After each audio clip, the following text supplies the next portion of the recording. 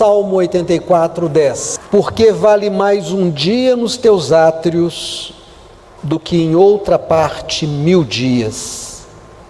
Preferiria eu estar à porta da casa do meu Deus a habitar nas tendas da perversidade. Mais vale um dia na sua casa do que 1000 em qualquer outro lugar. Abra comigo agora, por favor, em Gênesis, capítulo 38, verso 26. Judá os reconheceu e declarou: ela é mais justa do que eu, porquanto não cumpri a minha palavra, dando-a como esposa ao meu filho Selá, e nunca mais teve relações sexuais com ela. Irmãos, agora vá ao Novo Testamento, por favor, a Lucas capítulo 7, verso 39. Diante de tal cena, o fariseu que havia convidado Jesus falou consigo mesmo: se este homem fora de fato profeta, bem saberia quem nele está tocando e que espécie de mulher ela é, uma pecadora. Temos ainda uma referência, João capítulo 6, verso 27. Não trabalhem pela comida que se estraga, mas pela comida que permanece para a vida eterna, o qual o Filho do Homem lhes dará. Deus, o Pai, nele colocou o seu selo de aprovação. Amém. Verso 1 do capítulo 4, o Evangelho de João. E quando o Senhor veio a saber que os fariseus tinham ouvido que Jesus fazia e batizava mais discípulos do que João, ainda que Jesus mesmo não batizava mais os seus discípulos, deixou a Judéia e foi outra vez para a Galiléia. E era-lhe necessário passar por Samaria. Foi, pois, a uma cidade de Samaria chamada Sicar, junto à herdade que Jacó tinha dado ao seu filho José. Estava ali a fonte de Jacó. Jesus, pois, cansado do caminho, assentou-se assim junto da fonte. Era isso quase meio-dia. Veio uma mulher de Samaria tirar água. Disse-lhe Jesus: dá-me de beber, porque os seus discípulos tinham ido à cidade comprar comida. Disse-lhe, pois, a mulher samaritana: como, sendo tu judeu, me pedes de beber a mim, que sou mulher samaritana? Porque os judeus não se comunicam com os samaritanos. Jesus respondeu e disse-lhe: se tu conheceras o dom de Deus e quem é que te diz, dá-me de beber, tu lhe pedirias e ele te daria água viva. Disse-lhe a mulher: Senhor, tu não tens com que atirar e o poço é fundo. Onde, pois, tens essa água viva? És tu maior do que Jacó, o nosso pai, que nos deu o poço, bebendo ele próprio, os seus filhos e o seu gado? Jesus respondeu e disse-lhe: qualquer que beber desta água tornará a ter sede. Mas aquele que beber da água que eu lhe der, nunca terá sede, porque a água que eu lhe der se fará nele uma fonte de água a jorrar para a vida eterna. Disse-lhe a mulher: Senhor, dá-me dessa água, para que eu não mais tenha sede e não venha aqui tirá-la. Disse-lhe Jesus: vai, chama o teu marido e vem cá. Amém. Irmãos, nós fizemos um passeio, pegamos alguns versículos separados e um texto.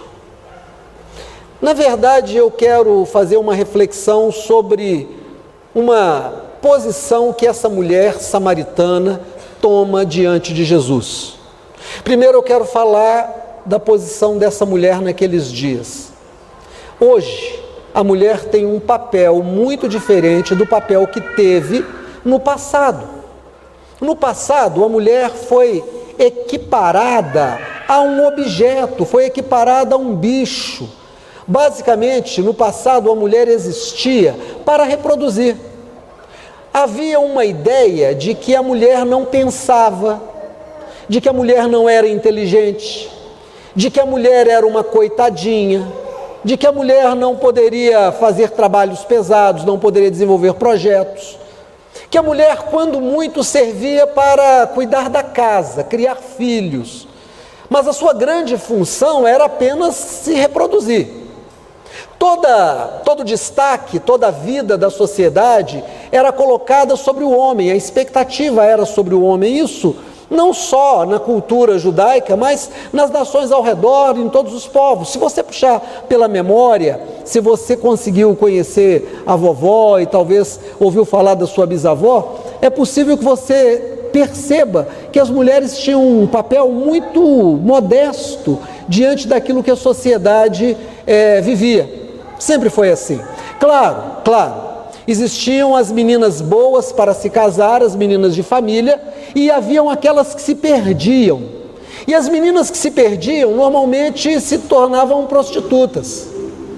Essas não eram mulheres para se ter filhos com elas, eram mulheres que os homens se divertiam e depois jogavam fora. Esse é um papel histórico. Nos dias de Jesus, você tinha duas qualidades de mulheres. Você tinha as mulheres boas para se casar, e você tinha as mulheres que não valiam muita coisa, eram desfrutáveis, prostitutas. Sociedade, era assim que se pensava. O reflexo disso chega até hoje. O movimento feminista é um movimento muito legítimo. E eu acho interessante quando eu encontro alguma mulher que diz que não é feminista, porque o movimento feminista não quer apenas que a mulher tenha a mesma oportunidade que o homem no ambiente de trabalho, na escola, que ela seja respeitada, mas o movimento feminista quer que se faça uma revisão também da história e se veja que isso era errado e que a mulher seja respeitada desde pequena até uma senhora de idade. Nos dias de Jesus, Jesus está caminhando, meio-dia, sol muito quente, ele está atravessando um lugar com o seu grupo é judeu como ele. Era uma região onde moravam os samaritanos e o texto nos informou que os samaritanos não se davam com os judeus. Eles não gostavam, eram inimigos, bem declarados. E Jesus está atravessando a terra deles. Os discípulos precisam fazer compras, os mantimentos tinham acabado, tinham que descer uma cidade samaritana. Então desceram todos de uma vez. Porque se tivesse briga lá naquela cidade, estariam todos juntos e poderiam fazer frente àqueles que quisessem agredi-los. Então Jesus fica sozinho, meio-dia, Jesus sozinho, há ali um poço, uma cisterna furada com pedra em volta. Jesus se assenta ali cansado para esperar os discípulos voltar. Meio-dia, sol a pino. E é nessa hora que vem uma mulher tirar água. E ela vem com o balde dela na mão, vem com a corda dela embrulhada, enrolada aqui no ombro, porque ela amarraria o seu balde, jogaria e puxaria essa água. Ela olha e vê que tem um homem, ela percebe logo, é um judeu, é um rabi. Ele tinha talite, o manto das orações, ele tinha uma roupa de judeu, ele tinha cara de judeu. Os samaritanos não se davam com os judeus, ela era samaritana e pior, ela era mulher e pior, ela não era das meninas boas, das meninas de família, das meninas para se casar. Ela era uma das meninas perdidas. A gente percebe isso porque o texto vai nos informar, um pouco para frente, eu já preguei muito sobre isso. Quando Jesus disse para ela, o último verso que eu li agora, que Jesus disse, vai e chama o teu marido, e ela fica acabrunhada, ela fica envergonhada, ela fica sem jeito, ela diz, eu não tenho marido. E Jesus fala para ela, é verdade, você não tem marido mesmo não, mas você vive com um homem. Você já teve 5 homens com quem você viveu, e esse que você tem agora, a 6ª pessoa na sua vida, também não é teu marido. Ou seja, ela não era uma daquelas meninas com quem alguém casava e ficava casado.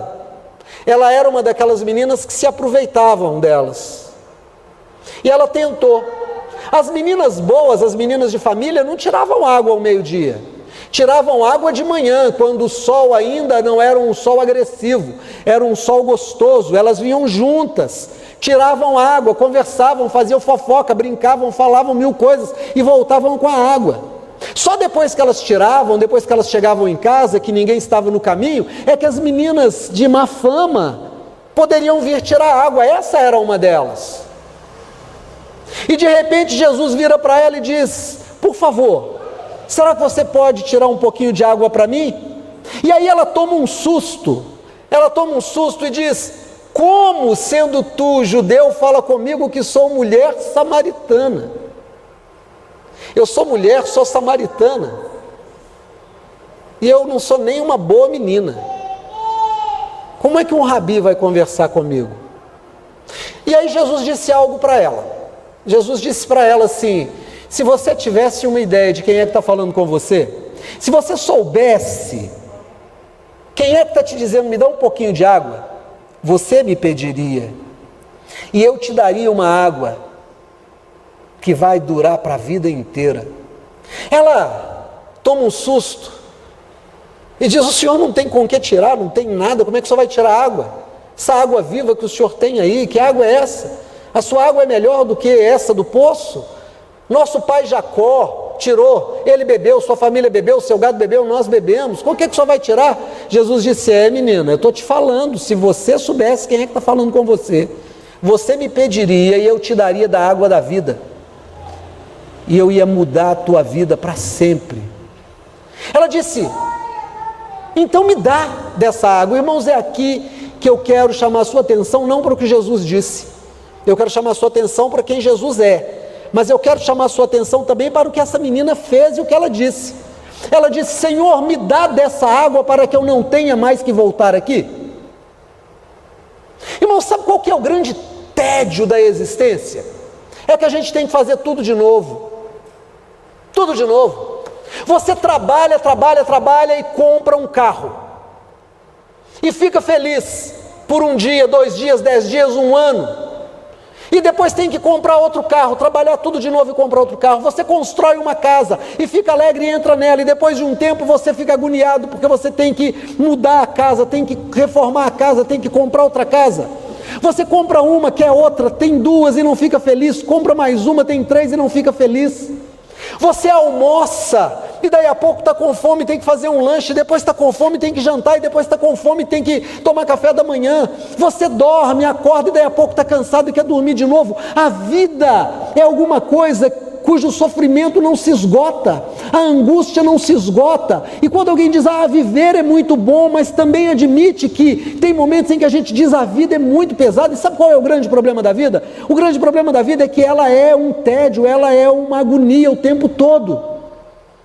Não há paz, ninguém acha a paz.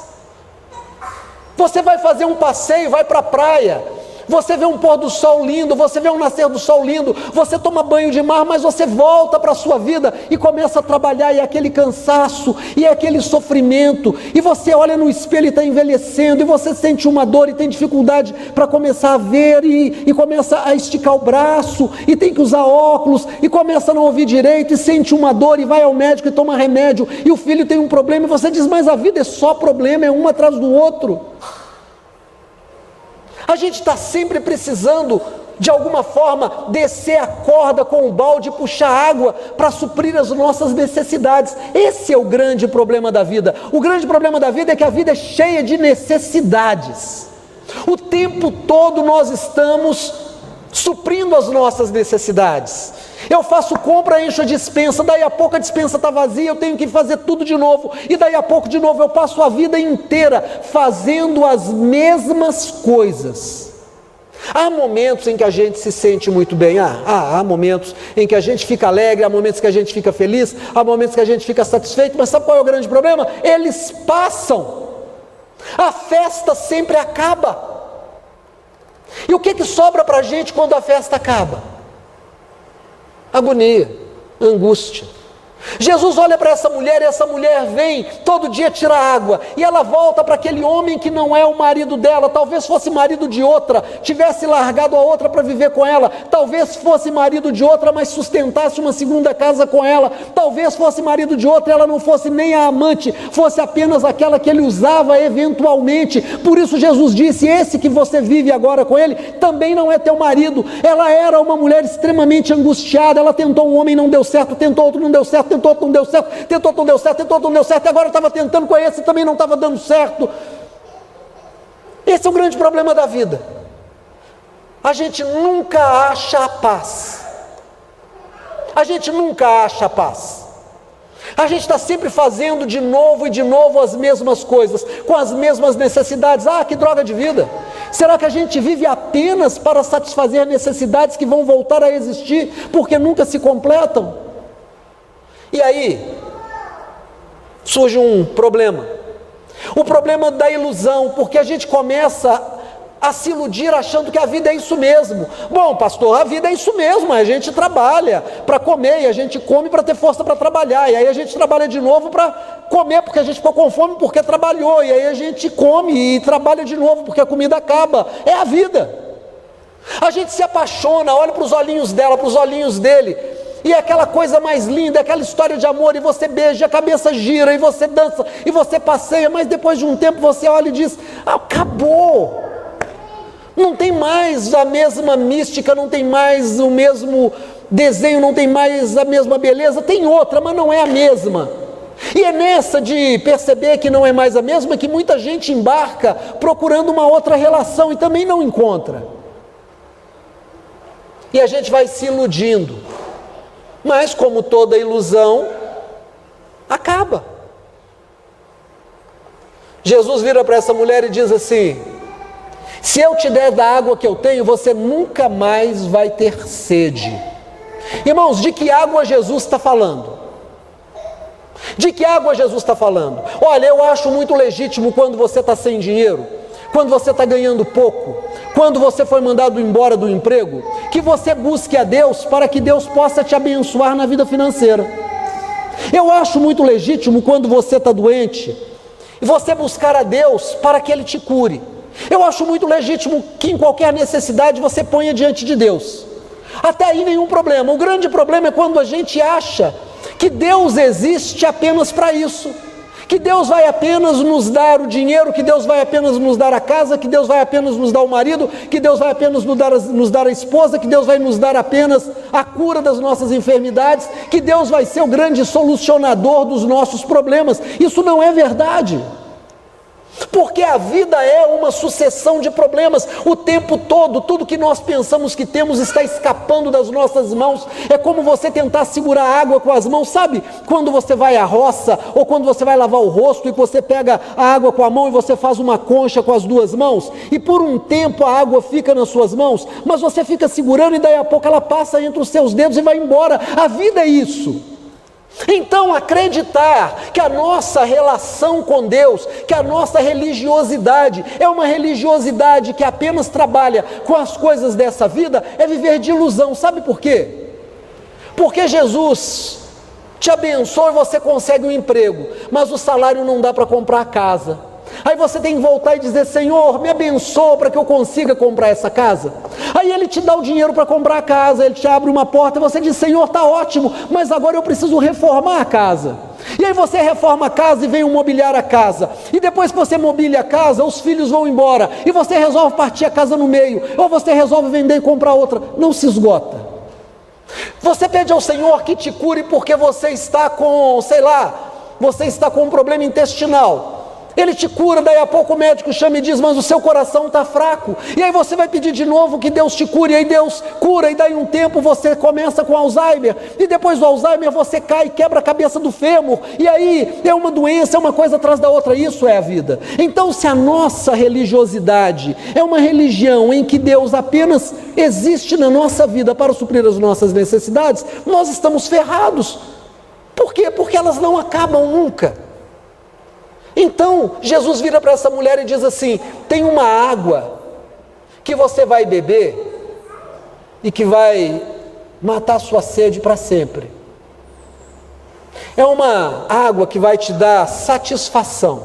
É uma água que vai fazer você entender que a vida é feita apenas de momentos que passam, mas que te levam para algo definitivo. A sua consciência de que você existe em Deus, em que você só é feliz na consciência expandida, quando você entende que você existe em Deus e que as suas necessidades são supridas nele. Meu irmão e minha irmã, em nome de Jesus, olha aqui para mim. Você deseja uma casa boa, um carro bom e uma saúde perfeita. Você deseja alguém que te ame do seu lado, e você tem isso. Você olha para aquela pessoa que você ama tanto, seja marido, esposa, filho, filha, pai, mãe, e aí um frio corre a sua coluna porque você sabe que vai perder essa pessoa.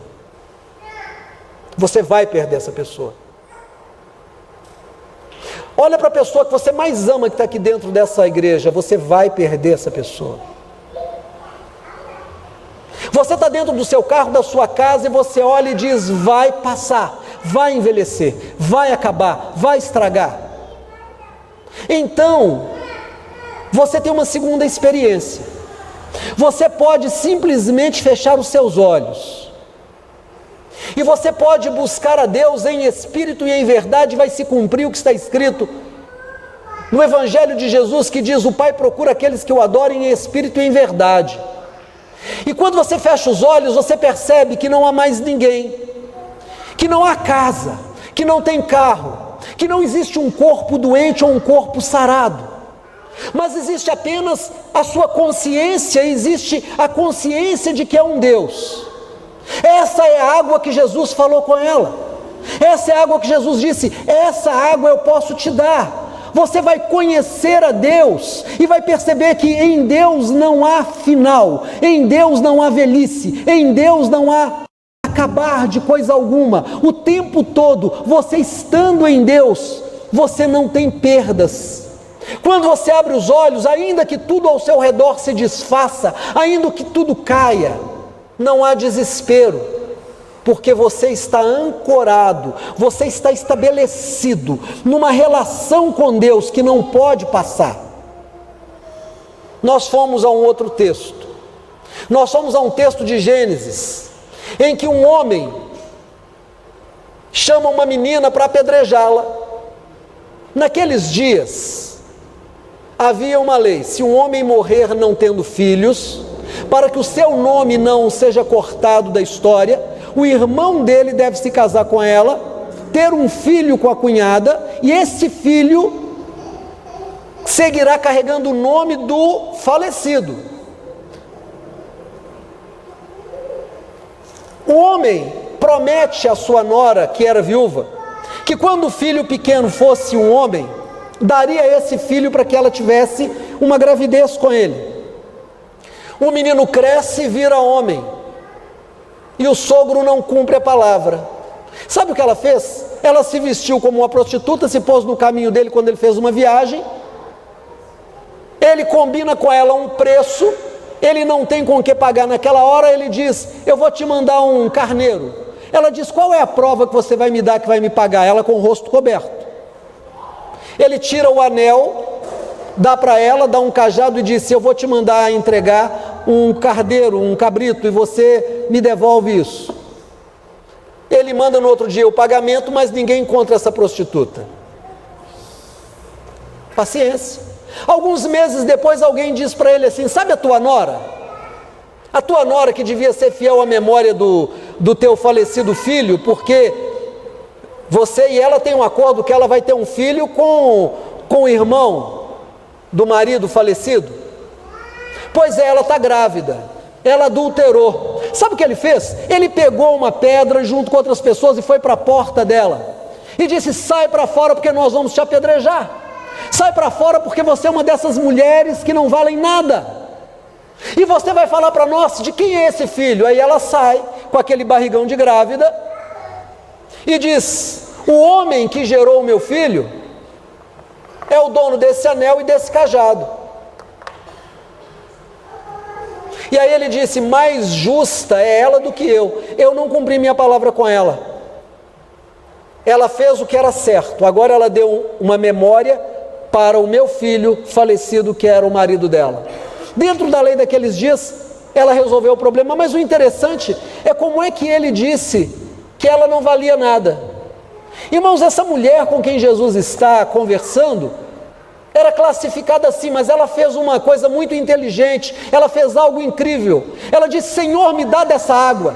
Olha aqui para mim em nome de Jesus. Sabe qual que é o grande problema? O grande problema é que nós chegamos na igreja para buscar tudo, para buscar casa, buscar dinheiro, buscar tudo, mas nós não queremos essa água que Jesus tem. A gente sai daqui triste se nós não conseguirmos um emprego, se nós não conseguirmos melhorar de vida, se nós não conseguirmos a nossa cura, se nós não conseguirmos o nosso marido, se nós não conseguirmos a esposa. O que Jesus tem para nós é algo muito maior. Sabe por quê? Porque nós vamos sim perder tudo. Eu amo a minha esposa, mas ou ela vai morrer primeiro, ou eu vou morrer primeiro, ou nós vamos morrer juntos, mas nós vamos nos separar.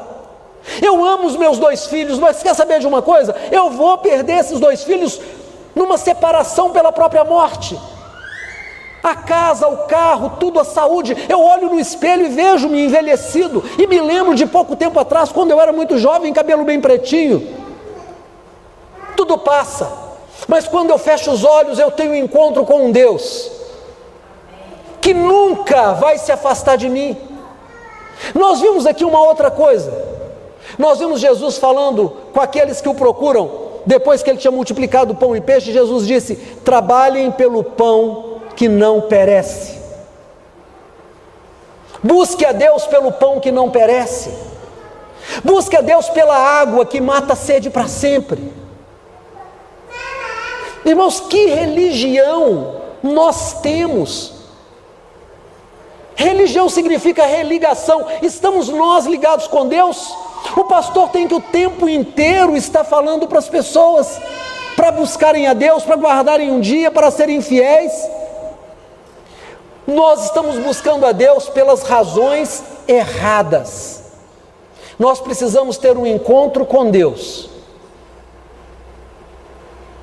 que tire de nós a angústia da própria existência, que diga para nós que aquilo que parece perda, não é perda, é a vida se esvaindo, que tudo vai mesmo, que nada permanece, que todas as nossas experiências são para que nós possamos entender que temos Deus já no nosso coração, e esse ter Deus no nosso coração tem que nos transformar em pessoas melhores. Eu fiquei pensando hoje, como seria absurdo se eu colocasse, em vez de vinho na ceia, água suja, vermelha. E se em vez de pão eu colocasse aí um pedacinho de lama seca, barro. Talvez alguém ia dizer: mas que absurdo, a mesa do Senhor com lama do rio, com água do rio. Irmãos, tem muita gente hoje que não tem mais nada porque o rio subiu. A gente faz uma coleta para mandar para aqueles que precisam.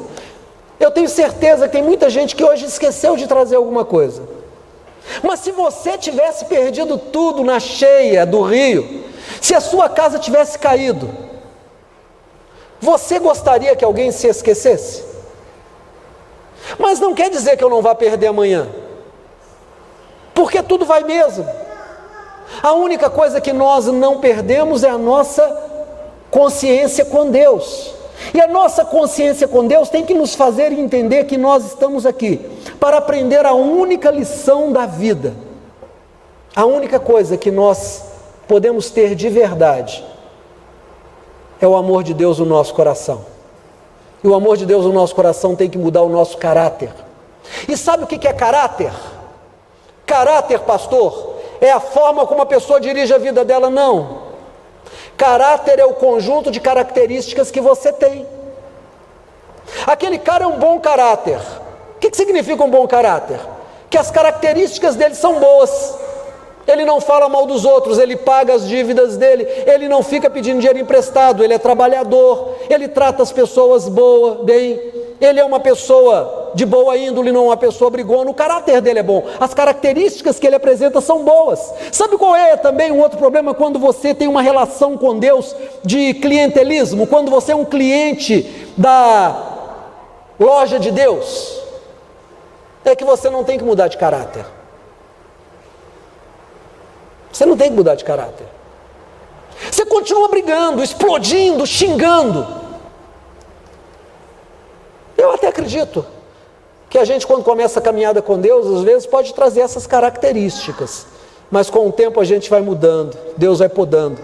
Eu acredito que a gente começa a carreira com Deus sem pagar contas, mas é impossível caminhar com Deus e não se tornar uma pessoa que paga as contas.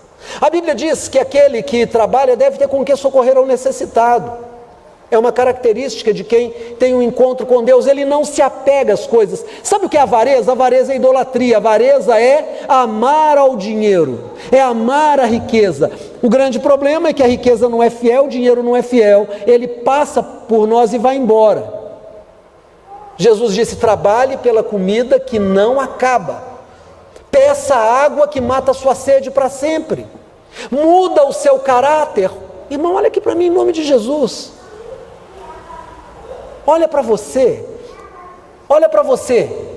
Quais são as características que você apresenta da mudança de vida? Olhando para você, se vê características de gente que mudou os seus valores?